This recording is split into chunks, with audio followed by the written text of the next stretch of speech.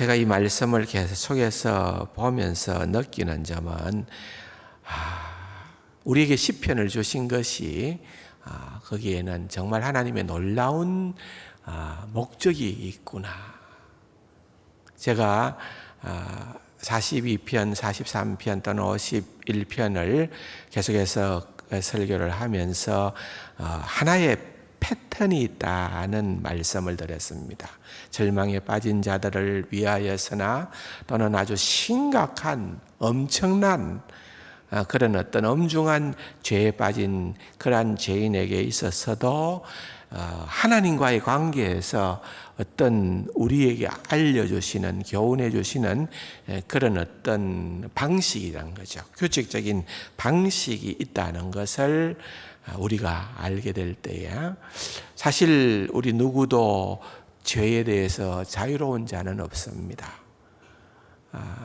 우리가 죄를 지었기 때문에 죄인이 아니라 죄인으로 태어났기에, 내가 죄인이기에 죄를 지을 수밖에 없는 그런 우리의 연약한 자들, 우리가 그냥 부분적으로는 타락하고 부패했으나 부분적으로는 의가 있는 그런 괜찮은 존재가 아니라 우리가 전적으로 타락한 존재이고 우리에게는 어떤 의가 없는 그러한 존재여서 하나님 앞에서 늘 은혜로 살아가는 자들이기 때문에 우리는 다윗과 같은 하나님의 마음에 합한 사람이다 하더라도 우리가 살펴보는 것처럼 이렇게 어마어마한 죄를 지었던 것, 또 그런 가운데에서 하나님과의 관계를 회복하며 고백할 수 있는 그런 위대한 시가, 노래가 시편 51편이었다라고 한다면은 하물며 우리는 말할 것이 없는 겁니다. 감히 여러분들 가운데에서 나는 적어도 다윗보다는 더 의롭다, 그렇게 얘기할 수 있는 분들이 있나요? 저는 없을 것 같아요. 그렇다고 하면은 시편 51편은 제가 제목하기로 다윗의 참회록이다. 참회록 하면은 떠오르는 인물은 어거스틴, 너무 유명한 참회록이. 그리고 시편 51편 다윗의 참회록인데 이게 그냥 다윗의 참회록이 아니라 여러분, 제가 이 말씀을 나누고자 하는 것은 이것이 저와 여러분의 참회록이 돼요. 나와 상관이 없는 다윗의 참회록이 아니라 이것은 나의 참회록이고 또 우리 세강 성도 여러분의 참회록이다. 나의 참회록이라고 그것이 공감이 되어질 때, 그것에 전적으로 우리가 동의하게 되어질 때에 새벽 1시에 일어나서 이 말씀을 묵상할 때에 그 말씀이 그냥 저의 폐부에 와닿고 저를 주관하고 저를 찌르는 말씀으로 되는 거예요. 하나님, 저도 그렇습니다. 저도 그렇게 고백할 수밖에 없는 죄인입니다. 하나님, 불쌍히 여기시고 긍휼히 여겨 주옵소서.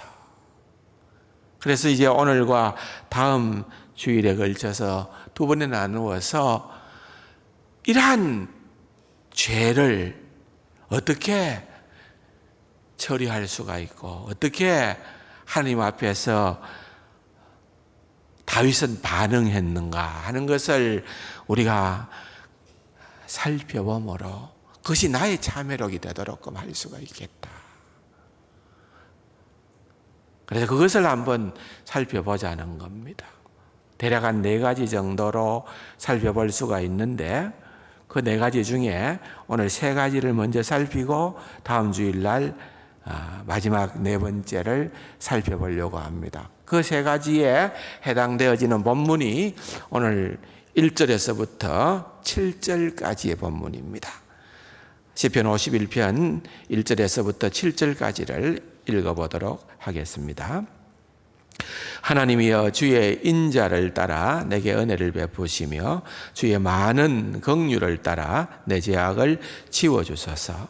나의 죄악을 말갛게 씻으시며 나의 죄를 깨끗이 제하소서. 물은 나는 내 죄과를 아오니 내 죄가 항상 내 앞에 있나이다. 내가 주께만 범죄하여 주의 목전에 악을 행하여 사오니 주께서 말씀하실 때에 의로우시다 하고 주께서 심판하실 때에 순전하시다 하리이다. 내가 죄악 중에서 출생하였으며 어머니가 죄 중에서 나를 잉태하였나이다. 보소서 주께서는 중심이 진실함을 원하시오니 내게 지혜를 엄밀히 가르치시리이다. 우설초로 나를 정결하게 하소서. 내가 정하리이다. 나의 죄를 씻어주소서. 내가 눈보다 희리이다. 아멘. 네 번째 주제는 이제 새롭게 해달라는, 나를 변화시켜서 새롭게 해달라는 그러한 기도를 드리는데, 그것은 이제 다음 주일날 그 기도에 6가지의 그런 어떤 단계가 있다는 것을 말씀을 드리겠습니다. 오늘은 그 앞에 3가지를 살펴보겠는데, 첫 번째는 1절 말씀입니다. 다시 한번 1절을 읽어볼까요? 하나님이여 주의 인자를 따라 내게 은혜를 베푸시며 주의 많은 긍휼을 따라 내 죄악을 지워주소서. 여기에서 인자를 따라 그랬습니다. 또 은혜를 베푸시며 또 주의 많은 긍휼을 따라 그랬습니다. 인자라는 말 또는 긍휼 또는 은혜라고 하는 말은 거의 다 하나님의 놀라우신 우리를 향한 사랑의 그런 성품들입니다. 하나님의 속성이라는 거예요. 그래서 우리가 범죄했을 때에는 여러분, 우리가 그것을 하나님 앞에서 가리울 수 있다고 어리석게 생각해서도 안 되고, 우리가 애써 그것을 덮어버릴 수 있다고 피하거나 또는 다른 어떤 해결책을 모색하는 것보다도 첫 번째는 하나님을 의지하는 거예요. 하나님을 의지하는 거예요. 하나님을 의지하는 거예요. 하나님을 의지할 때에 하나님이 어떤 분이시기에? 하나님은 인자하신 분, 하나님은 은혜로우신 분, 하나님은 긍휼이 풍성하신 분. 그래서 그 하나님을 바라보면서 그 하나님의 속성을 붙들고, 왜 이 속성을 붙들었는 줄 아십니까? 그것은 모세에게까지 가야 됩니다. 왜냐하면 출애굽기 34장 6절과 7절에 보면은 이런 고백이 나옵니다. 여호와께서 그의 앞으로, 모세 앞으로다 그 말이죠. 그의 앞으로 지나시며 선포하시되 여호와라 여호와라 자비롭고, 그렇죠? 오늘 본문에 나오는 것처럼 자비롭고 은혜롭고 노하기를 더디하고 인자와 진실이 많은 하나님이라. 그러니까 하나님께서 그렇게 자신을 선포하신 거예요. 그렇게 자신을 선포하시고 모세를 통하여서 그의 이스라엘 백성들과 약속을, 언약을 하기로 인자를 1000대까지 베풀며 악과 과실과 죄를 용서하리라. 다시 말하면 하나님께서는 우리의 모든 죄와 잘못을 하나님의 그 속성 때문에, 하나님이 인자하시고 하나님이 긍휼하시고 하나님이 은혜로우신 하나님이시기 때문에 우리를 사해 주심을 믿습니다. 그것이 이스라엘 백성들이, 그들이 뭐 잘나서가 아니라, 그들이 유별나서가 아니라, 그들이 다른 어떤 나라와 민족들보다 뛰어나서가 아니라 오직 그들에게 은혜를 베푸시고자 하는 하나님의 약속하심으로 말미암아 그 모든 것들이 진행된다는 거예요. 그래서 이 약속이 대단히 아마도 이스라엘 백성들에게는 큰 약속으로 새겨졌던 것 같아요. 그래서 시편을 읽어보면은 이 본문, 출애굽기 34장에 나타나는 이 본문을 계속해서 어려운 그런 지경에서 시편의 저자들은 하나님을 향한 기도의 근거로 이 말씀이 자주 등장되는 것을 보게 됩니다. 그렇기 때문에 이것은 하나님은 이렇게 약속하시지 않았습니까? 하나님께서 우리 죄를 간과하시기로 하시지 않았습니까? 그러나 하나님은 그렇게 간과하시겠다고 약속하셨지만은 하나님은 의로우심으로 지난주일 말씀을 드렸던 것처럼 로마서 3장 25절 26절에서 말씀을 나누었던 것처럼 하나님은 예수 그리스도를 십자가에 내어 주심으로 그 많은 그 엄청난 대가를 지불하심으로 그 대속의 희생을 통하여 우리를 용서해 주시는 그 은혜를 우리가 붙드는 거예요. 십자가를 붙드는 거예요. 그래서 하나님을 의지하고 하나님의 성품을 붙들고 그렇게 나아가는 것입니다. 무언가 모르지만은 구약의 모든 하나님의 백성들은 어렴풋이나마 그들을 향한 하나님의 놀라운 이 대속의 은혜가 주어진다는 것을 알았습니다. 그것이 예수 그리스도임을 그들이 뚜렷이는 몰랐어도 어렴풋이 알았어요. 어렴풋이 희미하게 알았어요. 놀라운 하나님의 신비지요. 반면에 우리는 신약 시대를 살아가면서 우리에게는 성경이 있고 우리에게는 특별히 예수님의 그 모든 삶이 들어있는 사복음서가 있고 그 사복음서를 보면서 예수님이 무엇을 어떻게 말하고 행동하고 느꼈는가 라고 하는 것을 우리는 매일매일 볼 수 있는 겁니다.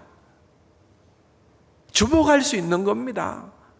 그래서 우리는 우리를 향한 예수님의 그 크고 놀라운 사랑을 깨달아 알 수 있게 되어지고 그로 인하여 하나님께서 나를 얼마나 사랑하시는가에 대한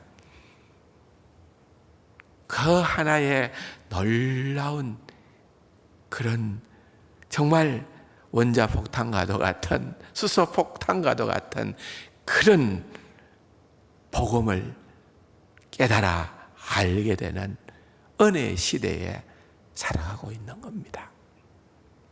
그래서 말씀을 보면서 우리는 구약을 가고 신약을 가고 이 놀라운 말씀을 오고 가면서 이 가운데 우리를 향한 하나님의 은혜를 발견하는 거예요. 시편을 통해서 우리가 먼저 발견하는 것은 첫 번째는 하나님을 의지하는 거예요. 하나님을 의지하는 것. 두 번째로 하나님을 의지하면 자동적으로 따라오는 것은 2절의 고백입니다. 나의 죄악을 말갛게 씻으시며 나의 죄를 깨끗하게 해달라 그랬습니다. 7절 말씀 보십시오. 우설처럼 나를 정결하게 하소서 내가 정하리이다. 나의 죄를 씻어주소서 내가 눈보다 희리이다. 두 번째는 다윗은 그의 죄를 씻어달라고 그의 그 엄청난 죄를 씻어달라고 그렇게 간구하고 있습니다.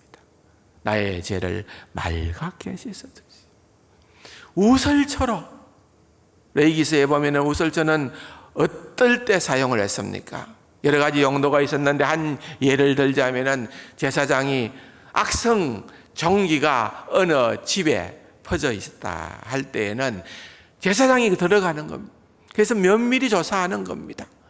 그리고 그 모든 상황 조치를 끝내고 이제는 깨끗하게 되었다, 정하게 되었다, 이제는 더 이상 악한 그런 어떤 병마가 없다라고 하는 것을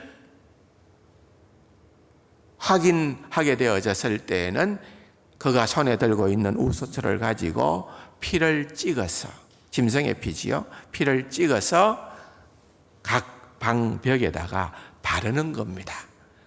그 바른다는 것은 뭘 의미하는가 하면은 정결케 되었다, 깨끗게 되었다, 이제는 들어와도 이제는 더 이상 악한 종기가 그를 지배하지 못한다, 이제는 마음껏 들어와서 그렇게 살 수 있다. 그래서 우설초로 나를 정결케 하소서. 다윗은 지금 감히 하나님을 향하여, 하나님, 인간 제사장도 있지만은 그 인간 제사장이 아니라 하나님께서 나의 제사장이 되셔서, 하나님께서 나의 제사장이 되셔서 하나님께서 우설초를 가지고 나의 그 모든 죄를 맑게 씻어주시고 깨끗게 하여 주시고 정결케 주시고 하나님께서 나를 정하다고 인정하여 주시옵소서. 그의 죄를 그렇게 처리해 달라고 간구하는 그런 모습입니다. 혹자는 얘기를 합니다. 예수님께서 십자가에서 달려 죽으심으로 말미암아 우리의 모든 죄를 다 씻었다. 그렇기 때문에 굳이 우리가 내 죄를 씻어달라고, 없이 해달라고 그렇게 간구할 필요가 있느냐? 여러분 어떻게 생각하십니까? 있어요. 십자가가 그런 능력이고 예수 그리스도의 보혈의 피가 그런 능력을 발휘하지만은, 그러나 여러분 그것이 우리가 구하지 않아도 된다는 말이 아니라 그 십자가와 예수님의 보혈의 능력을 의지하고 우리의 모든 죄악을 씻어 정하게 해 주시옵소서. 그렇게 간구한다는 것입니다. 요한일서 1장 7절에서 9절에, 특별히 9절에 보면은 만일 우리가 우리의 죄를 자백하면, 하나님 앞에 나와서 우리가 우리의 죄를 자백하면 그는 미쁘시고 어루사 우리 죄를 사하시며 우리를 모든 불의에서 깨끗하게 해주신다. 우리가 우리의 죄를 자백하면 하나님 씻어 깨끗게 하여 주옵소서 라고 자백해야 된다 그 말입니다. 세 번째로는 우리의 죄의 심각성을 고백을 해야 된다. 다윗이 그랬다는 겁니다. 다윗은 그 죄가 얼마나 끔찍했는지, 그 죄가 얼마나 심각했는지를 그는 다 들추어냅니다. 그것을 그냥 두리뭉실 묶어가지고 넘어가지를 않아요. 전부 다 드러냅니다. 이 3번 주제는 제가 좀 정리를 좀 더 해드릴게요. 왜냐하면 하나님을 의지하자, 또는 하나님께 나와서 죄를 씻어달라고 간구하자. 첫 번째, 두 번째는 들으면서 여러분들이 뭐 그건 당연한 일이다, 그래 예 라고 하기에 전혀 거부 반응이 없을 수 있습니다. 근데 이제 성경을 보니까, 51편을 보니까 그 다음에 뭔가 좀 읽는데 좀 뭔가 생각해야 되고, 뭔가 때로는 좀 조금 납득이 안 되는 부분도 있고 그럴 때가 있어요, 성경이. 그러면은 어떻게 해야 됩니까? 이것은 아하, 이게는 내가 모르는 어떤 또 하나의 귀한 비밀을, 복음의 비밀을 깨달아 알 수 있는 기회를 하나님께서 내게 허락해 주시는가 보다. 그렇게 생각을 하시고 머물러야 됩니다. 건너뛰지 말고 머물러서 그 말씀을 두고두고 묵상하는 거예요. 묵상하고 묵상하다 보면은 거기에 깊은 의미가 들어있다는 것을 알게 되고, 그것을 발견하게 되면은 그게 이제 내게 되는 거예요. 그것이 주관적으로 내게 경험되어지는 그러한 귀한 말씀이 된다는 겁니다. 자, 보세요. 3절에 보니까 무릇 나는 내 죄가를 아오니 내 죄가 항상 내 앞에 있나이다. 여러분, 이 자세가 필요하다는 거예요. 다윗이 하나님의 놀라운 은혜를 깨닫고 보니까 그 죄가 항상 그 앞에 있는 거예요. 눈을 뜨고 보면은 어마어마한, 그가 정말 상상하기도 어려웠던 엄청난 죄를 지었다는 것이, 그것이 그냥 쫙 떠오르는 겁니다. 여러분, 지금까지 일생을 살아오시면서 지었던 죄들, 크고 작은 죄들이 있지 않습니까? 그런데 여러분, 그런 것들을 잊어버리는 것이 아니라 내가 자고 일어나면은 그 죄가, 30년 전에 그 죄가, 20년 전에 그 죄가, 그것이 그냥 내게 팡 떠오르는 거예요. 그럴 때 여러분, 다시 한 번 더 우리는 내가 얼마나 별 볼 일 없는 죄인인가, 그리고 내가 해결할 수 없는 이 문제를, 이 죄를 내가 십자가에 내어 넣음으로, 주님의 보혈의 능력으로 이 문제가 다 해결되었구나, 이것이 하나님으로부터 간과되었구나, 이것이 그냥 지나쳐 버렸구나, 이루 말할 수 없는 감사와 감격이 다시 한 번 더 내게 흐르게끔 되어 있는 거예요. 우리는 착각해서는 안 됩니다. 내가 대단한 존재인 것처럼, 내가 꽤 괜찮은 존재인 것처럼, 내가 뭔가 하나님 앞에서 쓸만한 존재인 것처럼, 인정받을 만한 존재인 것처럼. 아닙니다. 누구도 아닙니다. 저도 아니고 여러분들도 아니고 그 누구도 아닙니다. 그래서 이것을 우리는 항상 기억해야 돼요. 다윗은 얘기합니다. 내 죄가 항상 내 앞에 있나이다. 여러분, 그렇게 생각하고 하나님 앞에서 나의 부족함을 느끼고 하나님 앞에서 무릎 꿇는 자가 될 때에 여러분, 얼마나 은혜의 자리에 머물게 될까요? 얼마나 은혜가 필요한, 하나님의 은혜를 간구하는 하나님의 인자하심, 하나님의 긍휼하심, 하나님의 은혜를 찾고 또 찾는 그러한 자가 될 수 있을까요, 여러분?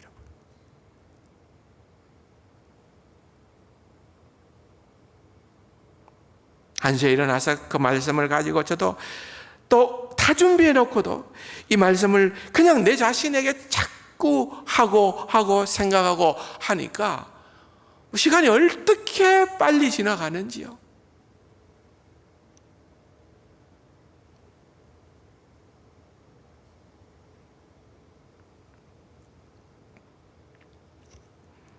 두 번째로는 다윗은 자기 죄성, 자기의 극심한 그 죄성, 그 죄의 엄중함, 죄의 엄청난 것이, 그것이 확 느껴진 거예요. 왜? 그 엄청난 것이 어떤 죄였기 때문에? 하나님께 범한 죄였기 때문에, 하나님을 대적한 죄였기 때문에 그걸 알게 된 거예요. 사실은 그가 간음을 했습니다. 살인을 했습니다. 또는 거짓말을 했습니다. 모함을 했습니다. 결과적으로 태어날 아이가 죽게 됩니다. 그 아이만의 문제입니까? 우리가 다윗의 역사를 보면은 그가 낳은 아들 가운데에서 압살롬이나 아도니아와 같은 자들은 그야말로 백주의 그의 다윗을 그렇게 비참하게 만들었던 그런 장본인들 아니었어요. 그런데 다윗은 그 인간적인 죄가 무섭다, 엄청나다, 거기에 머무르는 자가 아니라 주님, 내가 이제 깨닫고 보니까 이 죄는 하나님께 행한 죄입니다. 하나님을 거역한 겁니다. 죄에 대한 정의는요, 사람을 해치는 게 아니에요. 사람을 다치게 하고 사람을 심지어는 죽기까지 하는 것이 죄의 정의가 아니에요. 죄는 against God이라는 말이에요. 하나님을 거역하는 거예요. 하나님을 대항하는 거예요. 하나님을 배반하는 거예요.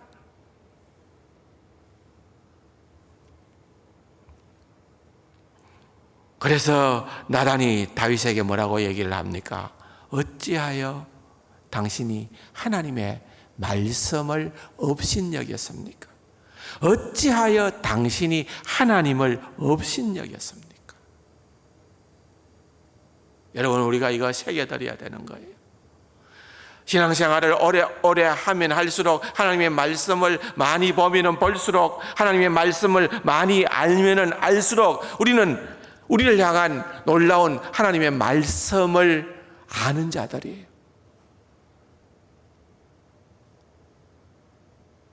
그럼에도 불구하고 우리는 하나님의 말씀을 쉽게 업신여기는 경우가 없습니까?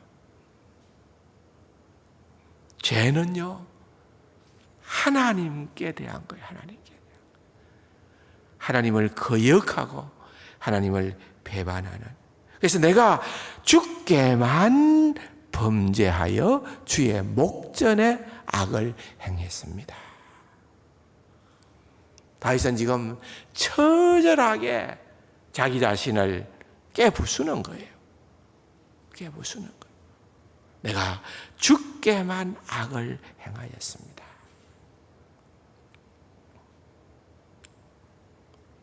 그러면서 자신의 모습을 보니까 어떤 고백을 할까요? 네 번째로는 다윗은 자기가 아니라 하나님을 변호하고 하나님을 옹호합니다. 우리는 온갖 말로 자기를 변호하기에 급급합니다. 그런데 진짜 죄인이 회개하게 되어지면은 나타나는 현상은 나는 죽을 죄인입니다. 나는 하나님의 처분에 맡깁니다. 나를 어떻게 하시든지 간에 하나님은 의롭습니다. 하나님은 의롭습니다. 하나님은 순전하십니다. 어디에 그 말씀이 나옵니까? 4절에 보면은 내가 주께만 범죄하여 주의 목전에 악을 행하여 사오니, 그 다음에 보니까 주께서 말씀하실 때에 의로우시다 하고, 주님이 내게 말씀하실 때에 주님은 의롭습니다 라고 내가 말하는 거예요. 내가 말하는 거예요. 주님은 의롭습니다. 주께서 심판하실 때에 순전하시다 하리이다 그랬잖아요. 하리이다.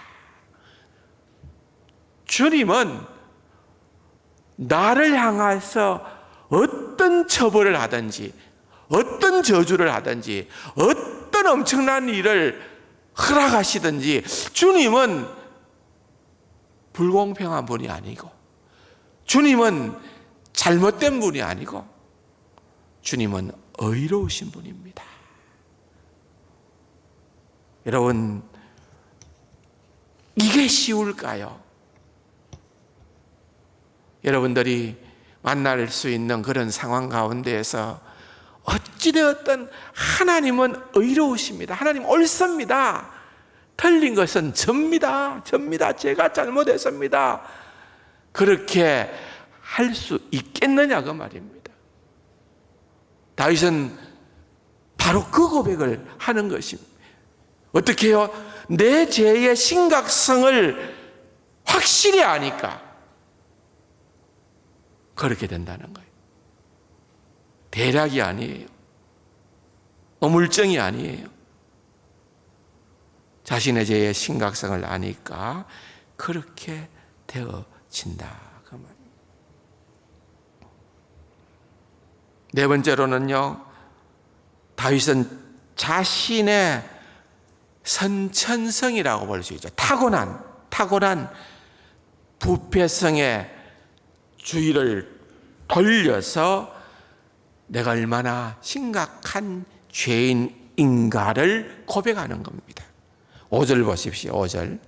내가 죄악 중에서 출생하였으며 어머니가 죄 중에서 나를 잉태했습니다. 그랬습니다. 내가 죄를 지었기에 죄인이 아니라 이미 나는 처음부터 태어날 때부터 나는 죄인이라는 거예요. 예, 나는 죄인이다.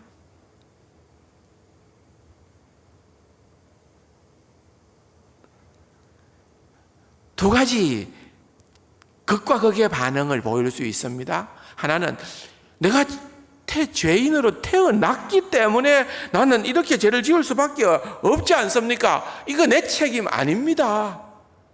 자신이 지은 죄를 최소화하고 자신을 더 의로운 존재인 양 띄울 수 있습니다. 그렇게 해요.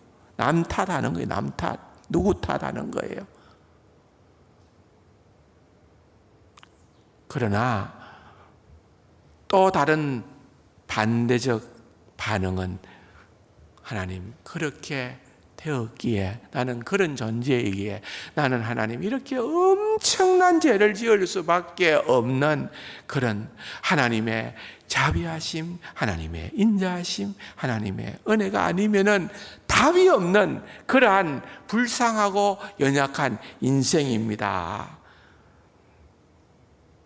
그렇게 고백하는, 그렇게 반응하는 또 하나의 반응이 있다는 거예요. 후자이어야 된다는 거, 후자이어야 된다. 우리는 죄가 얼마나 우리를 심각하게 넘어뜨리는가에 대해서 경계해야 되는 겁니다. 얼마나 우리는 우리의 본성대로 내 자신을 버려두면은 흉악한 죄를 저지를 수밖에 없는 자인가를 우리는 알아야 되는 거예요. 나에게서부터 비롯되어지는 것이 얼마나 흉악한지. 사도 바울의 고백처럼 사도 바울이 더 날이 갈수록 더 죄를 많이 지었기 때문에 나는 죄인 중에 괴수라는 고백을 한 것이 아니라 깨닫게 된 거죠. 전에는 덜 깨닫는다. 지금 여러분 구원받지 못한 사람들, 중생하지 않은 사람들은요 죄를 몰라요. 진짜 죄가 하나님 앞에서 얼마나 심각한지 몰라요. 그렇잖아요. 여러분 이게 20편에 51편에 이런 고백이 나오려고 하면 이건 구원받은 자이어야 나오는 고백입니다. 세상 사람들은 이런 고백할까요? 절대 안 합니다. 구원받고 보니까 하나님 앞에서 내 존재가 어떤 존재인가를, 내가 얼마나 심각한 죄인인가를, 내가 얼마나 몹쓸 죄인인가를 깨달아 알게 되었다는 거예요. 내가 그런 죄인으로 태어났다는 것을 알게 되어졌다는 거예요. 마지막 5번째로 보니까 단지 그냥 외부적인 율법만 범한 것이 아니라 하나님이 나단을 통해서 그에게 일깨워 주었을 때에 그가 정말 그의 마음속으로부터 정말 형편없는 그 동기부터, 나타난 결과뿐만 아니라 동기부터, 그의 내적인 마음 상태부터 나는 죄인이라는 것을 알게 되는 거예요. 여러분, 참 6절이 묘한 절인데요. 한번 읽어봅시다. 보소서, 주께서는 중심이 진실함을 원하시오니 내게 지혜를 엄밀히 가르치시리이다. 조금 무슨 뜻인지 조금 이해가 되기 어려운 말입니다. 그런데 요지는 이겁니다. 요지는 다윗은 지금 깨닫게 된 거예요. 왜? 율법을 받았고 아는 자였어요. 모세를 통하여서 하나님이 율법을 주셨고 십계명을 주었기 때문에 그 십계명 가운데 보면은 뭐가 있습니까? 살인하지 말라, 간음하지 말라, 도둑질 하지 말라, 거짓말하지 말라, 다 들어 있잖아요. 여러분, 다윗이 이거 몰랐을까요? 다 알았어요. 다 알았어요. 그래서 사실은 평상시에 다윗이 그런 하나님의 말씀을 율법대로 살려고 몸부림치고 애를 많이 썼어요. 그래서 하나님께서 그에게 복을 또 많이 주셨어요. 그런데 넘어졌어요. 몰라서 넘어진 거 아니라 그거예요. 몰라서 넘어진 게 아니, 알고도 넘어진 거예요. 그러기에 여러분, 다윗은 지금 알게 된 거예요.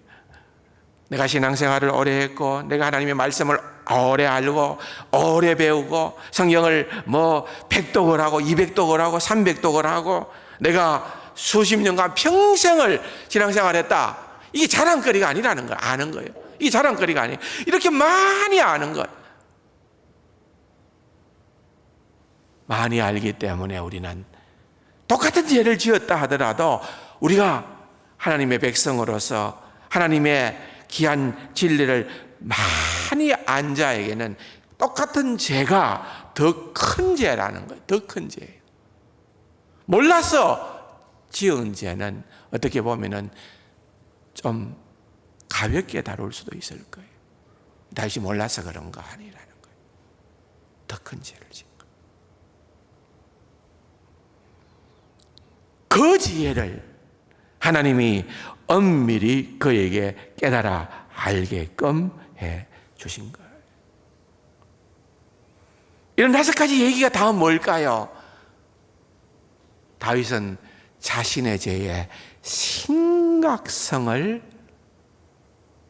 깨닫고 인정하고 고백하고 하나님께 항복하는 거예요. 하나님 항복입니다. 다음 주일날 다룰 4번째가 하나님 나를 변화시켜 주옵소서. 구원받은 백성은요, 답이 없어요. 스스로 변화시킬 수 있는 능력이 없어요. 하나님 나를 새롭게 하여 주옵소서. 하나님 나에게 정한 마음을 주시옵소서. 하나님 나에게 정직한 영을 새롭게 하여 주옵소서. 변화에 대한 갈구함입니다.